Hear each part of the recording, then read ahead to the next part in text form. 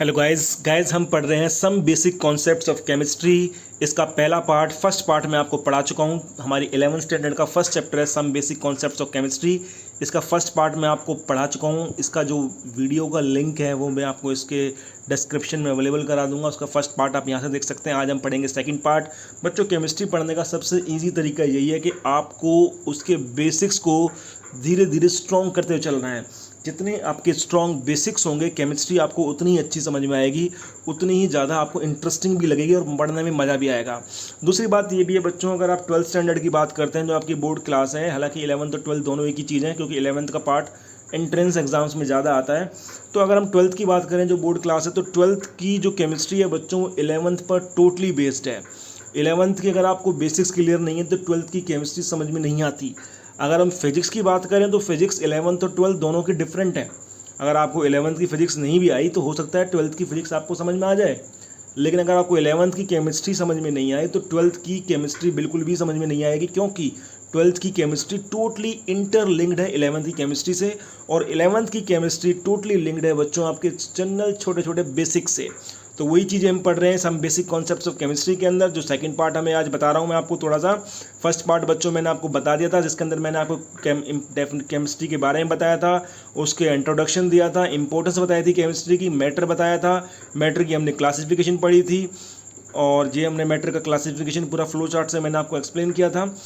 सारी चीज़ें इसके बारे में डिटेल से आपको एक्सप्लेन की थी कि क्या होता है एलिमेंट, क्या होता है कंपाउंड, क्या होता है मिक्सचर, किस तरीके से क्लासीफाई होता है सॉलिड लिक्विड और गैस में। और आगे हमारा जो आज सेकंड पार्ट है बच्चों वो ये है कि measurement of physical properties. Physical properties की मेजरमेंट बच्चों आप फिजिक्स में ही पढ़ चुके होंगे थोड़ी सी, कि हमें फिजिकल प्रॉपर्टीज़ की मेजरमेंट करनी है। तो उसके लिए हमारा एक सिस्टम है बच्चों, इंटरनेशनल सिस्टम ऑफ यूनिट्स, जिसको हम एसआई सिस्टम बोलते हैं।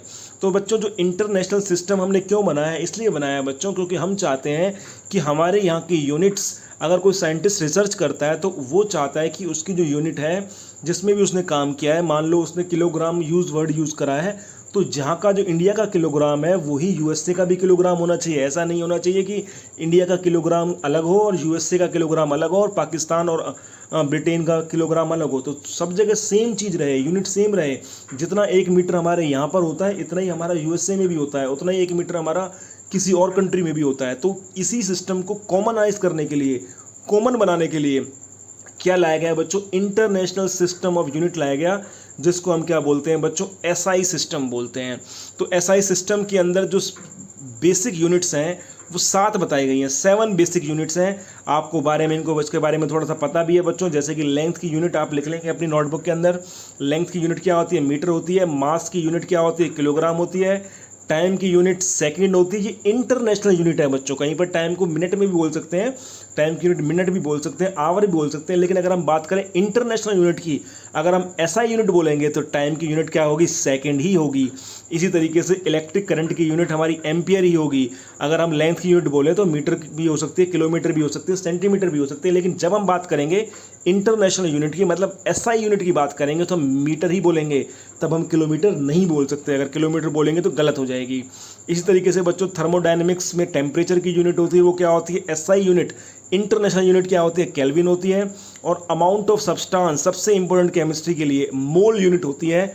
अमाउंट ऑफ सब्सटेंस मतलब अगर हम किसी भी सब्सटेंस का मात्रा कैलकुलेट करते हैं, अमाउंट कैलकुलेट करते हैं केमिस्ट्री के अंदर, एटम आयन मॉलिक्यूल्स का अमाउंट कैलकुलेट करते हैं, तो हमें यूज़ क्या करना पड़ेगा, मोल यूज़ करना पड़ेगा। वर्ड मोल, पूरा का पूरा मोल कॉन्सेप्ट है हमारा इस चैप्टर का सबसे इंपॉर्टेंट, सबसे वास्ट, सबसे कॉम्प्रिहेंसिव टॉपिक हमारा मोल कॉन्सेप्ट ही है बच्चों, जो आपको समझ में आना चाहिए, क्लियर होना चाहिए। मैं आपको उसको क्रिस्टल क्लियर कर दूंगा बहुत ईजी वे में। अभी हम पढ़ेंगे उसे आगे नेक्स्ट वीडियोज़ में। ल्यूमिनस इंटेंसिटी की यूनिट क्या होती है बच्चों, कैंडेला होती है। तो ये 7 बेसिक यूनिट्स होती हैं हमारी, जो एसआई यूनिट के अंदर कंसीडर की जाती हैं। ये आप इसको नोटबुक में लिख लेंगे और याद कर लेंगे, बहुत सिंपल है बच्चों। उसके बाद अगर हम देखें तो उसके बाद अगर आप इनकी डेफिनेशन देखना चाहें तो आप इनको डेफिनेशन इस तरीके से बनाई गई, किस तरीके से बनाई गई, तो आप इसको अगर आप पढ़ना चाहें तो खाली इसको आप डिटेल में पढ़ना चाहें तो पढ़ सकते हैं, लेकिन इसी कोई खास ज़रूरत नहीं है। बस आपको यूनिट ज़रूर पता होनी चाहिए कि इनकी यूनिट क्या क्या होती हैं, जो मैंने आपको ऊपर बता दिया है। उसके बाद अगर हम बात करें बच्चों, ये बहुत काम की चीज़ है, जो प्रीफिक्स यूज़ होते हैं हमारे एसआई सिस्टम के अंदर। इसके अंदर कुछ हैं हमारे जो काम के हैं बहुत ज़्यादा, जो यूज़ होने चाहिए, जो आपको मुंह ज़ुबानी याद होने चाहिए। आपकी टिप्स पे होनी चाहिए। जैसे कि मैं आपको बताऊं फेमटो क्या होता है बच्चों, फेमटो या फिर फेमीमीटर, ये होता है 10⁻⁻15। जो भी मैं आपको बता रहा हूँ इन्हीं को आप नोटबुक में नोट भी कर लेंगे और ये आपको याद भी होने चाहिए, क्योंकि ये बार बार आपकी ना केवल केमिस्ट्री में यूज़ होंगे बल्कि फिजिक्स के अंदर भी ये बार बार यूज़ होने वाले हैं। पीको, अगर आपसे कोई बोले पीको, पीको का मतलब पीकोमीटर या फिर 10⁻⁻12। नैनो आपने सुना होगा बच्चों, बट नैनो वर्ड सुना होगा। नैनो हमारा यूज़ होता है बहुत छोटी चीज़ों के लिए यूज़ होता है, बहुत स्मॉल पार्टिकल्स के लिए यूज़ होता है। आजकल यूज़ हो रही है नैनो टेक्नोलॉजी, मतलब बहुत छोटे छोटे पार्टिकल्स की जो टेक्नोलॉजी है तो उसे नैनो बोलते हैं। तो नैनो का मतलब 10⁻⁹ मीटर, इसको 9 नैनोमीटर भी बोलते हैं। 10⁻⁹ को क्या होते हैं, नैनो बोलते हैं। इसी तरीके से बच्चों माइक्रो, माइक्रो का मतलब 10⁻⁻6 और मिली का मतलब 10⁻⁻3, सेंटी का मतलब 10⁻⁻2, डेसी का मतलब 10⁻⁻1। ठीक है बच्चों, तो ये आपको याद होने चाहिए। किलो का मतलब आपको पता ही होगा, ये किलो का मतलब क्या होता है, किलो का मतलब 10⁻3।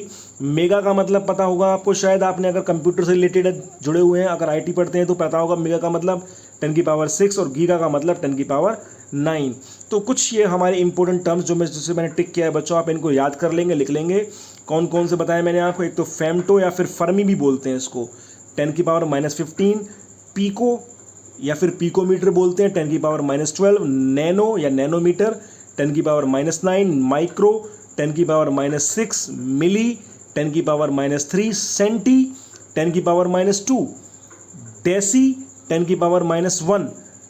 ठीक है बच्चों, और किलो आपको पता है 10⁻3, मेगा 10⁻6 और गीगा 10⁻9।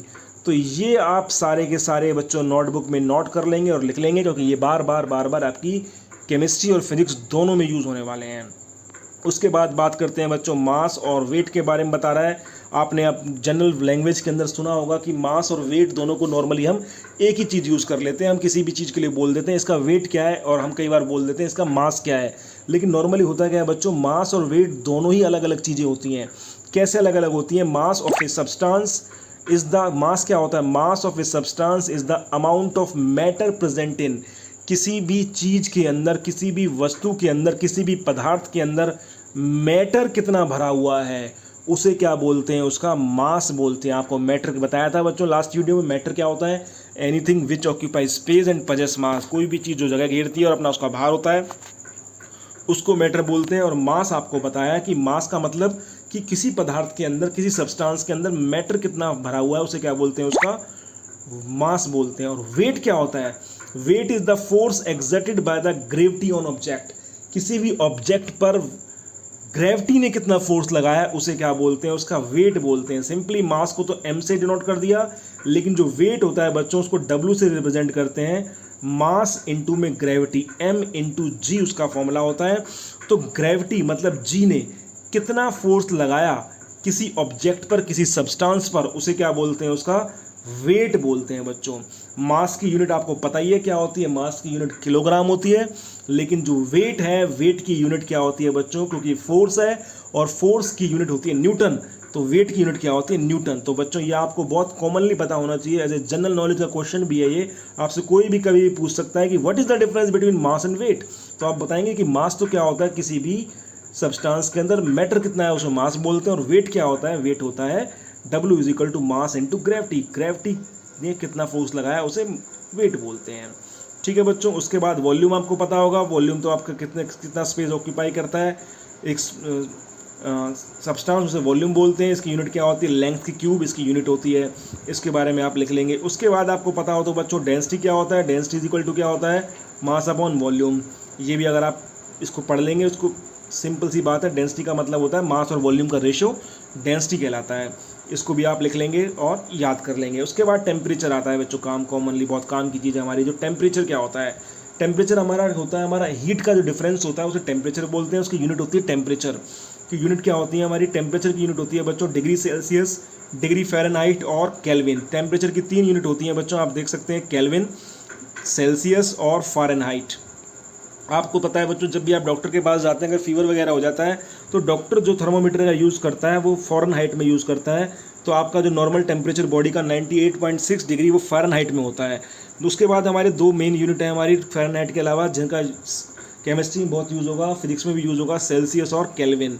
तो इन दोनों के बीच में बच्चों आपको रिलेशन पता होना चाहिए कि किस तरीके से हम केल्विन और सेल्सियस को हम आपस में चेंज कर सकते हैं। जैसे कि बच्चों केल्विन को अगर मैं सेल्सियस में चेंज करना चाहता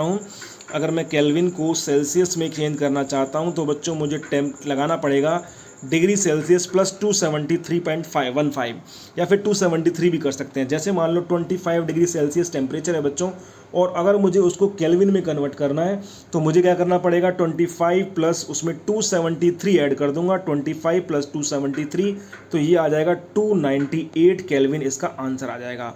मतलब अगर डिग्री सेल्सियस को अगर बच्चों में केल्विन में कन्वर्ट करना चाहता हूँ तो मुझे क्या करना पड़ेगा, उसमें 273 उसमें जोड़ने पड़ेंगे। ठीक है बच्चों। इसी तरीके से अगर मुझे फ़ारेनहाइट को सेल्सियस में कन्वर्ट करना है तो मुझे ये वाला फॉर्मूला लगाना पड़ेगा, डिग्री फ़ारेनहाइट बराबर किसके होता है, इस सेल्सियस को फ़ारेनहाइट में कन्वर्ट करना चाहता हूँ तो फॉर्मूला होगा degree Fahrenheit is equal to 9/5 degree Celsius plus 32।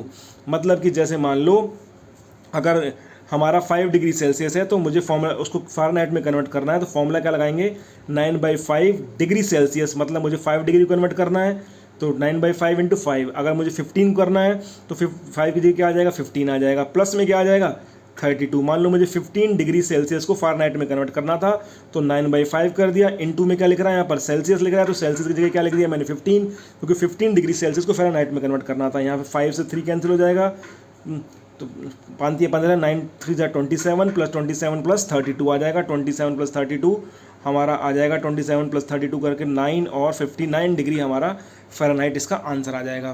तो इस तरीके से हम कन्वर्ट कर सकते हैं बच्चों डेंसिटी को और फ़ारेनहाइट डिग्री सेल्सियस को फ़ारेनहाइट में और डिग्री सेल्सियस को केल्विन में। तो मैं आपको एक क्वेश्चन देता हूं बच्चों, इतना ही करेंगे हम इस टॉपिक के अंदर, इस वीडियो के अंदर। उसके आगे हम नेक्स्ट वीडियो में करेंगे। तो आपको क्वेश्चन करना है कि आपको एक तो 25 डिग्री सेल्सियस को केल्विन में कन्वर्ट करना है और 50 डिग्री सेल्सियस को केल्विन में कन्वर्ट करना है। इन दोनों का आंसर आपको कमेंट बॉक्स में देना है। इसके अलावा आपको 55 डिग्री सेल्सियस को फ़ारेनहाइट में कन्वर्ट करना है और इसका आंसर भी आपको कमेंट बॉक्स में देना है। हम देखते हैं आप कितने बच्चे इसका आंसर सही दे पाते हैं। अगर आपने सब्सक्राइब नहीं किया तो सब्सक्राइब कर लीजिएगा। Thank you very much.